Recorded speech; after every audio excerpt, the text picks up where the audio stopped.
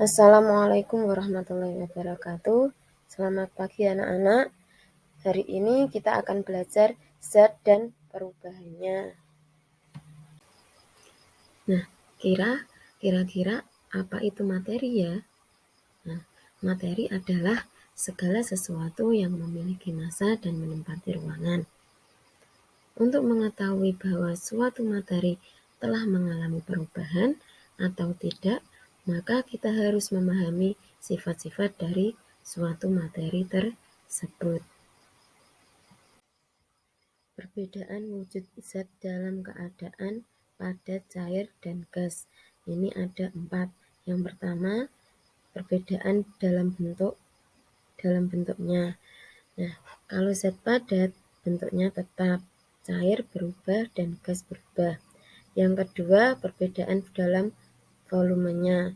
Volume zat padat tetap, zat cair tetap, dan gas berubah.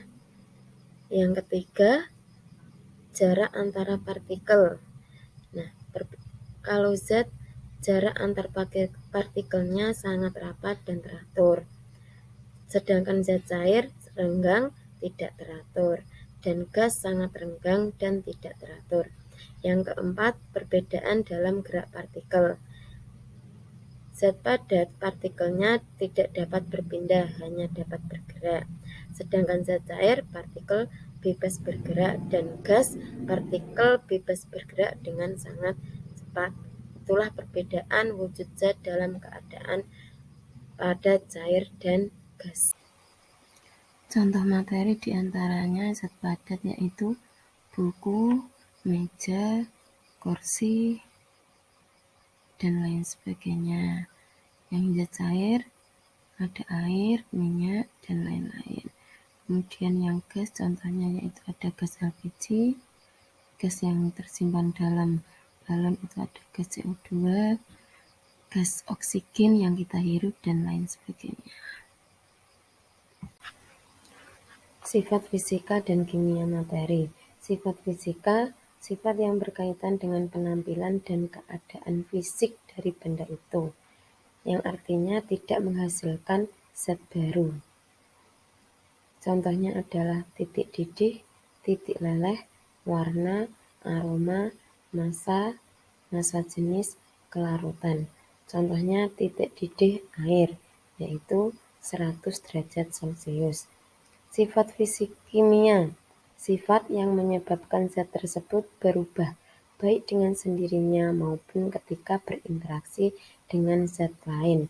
Dapat dikatakan, sifat kimia ini dapat menghasilkan zat baru. Contohnya, terbakar, mudahnya berkarat, mudahnya membusuk, pelapukan, dan lain-lain. Perubahan materi dan energi. Perubahan materi dan energi dibagi menjadi 2. Ada perubahan fisika dan perubahan kimia. Perubahan fisika adalah perubahan yang merubah suatu zat dalam hal bentuk, wujud atau ukuran, tetapi tidak merubah zat tersebut menjadi zat baru.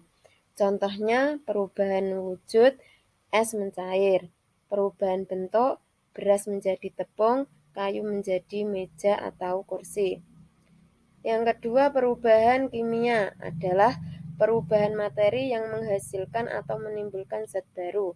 Contohnya, ketika lilin dibakar, kayu terbakar, minyak menjadi tengik, buah menjadi busuk, besi berkarat, dan lain-lain. Nah, tanda-tanda yang menyertai perubahan kimia di sini dibagi menjadi 4. Yang pertama, terjadi perubahan warna. Contohnya pada buah yang matang atau masak, besi berkarat, roti yang menjadi gosong. Yang kedua, terjadi perubahan suhu. Contohnya ketika ketela atau singkong yang dibuat menjadi tape, kedelai dibuat menjadi tempe. Yang ketiga, terbentuknya gas. Contohnya ketika kertas itu dibakar akan menimbulkan gas, sampah yang membusuk. Yang keempat, terbentuknya endapan. Contohnya susu yang basi, minyak yang menjadi tengik, dan lain sebagainya. Perubahan materi selalu disertai dengan energi. Contohnya dalam proses biologi makhluk hidup. Pemecahan makanan yang melibatkan enzim sebagai katalis sehingga yang menghasilkan energi yang diperlukan untuk beraktivitas.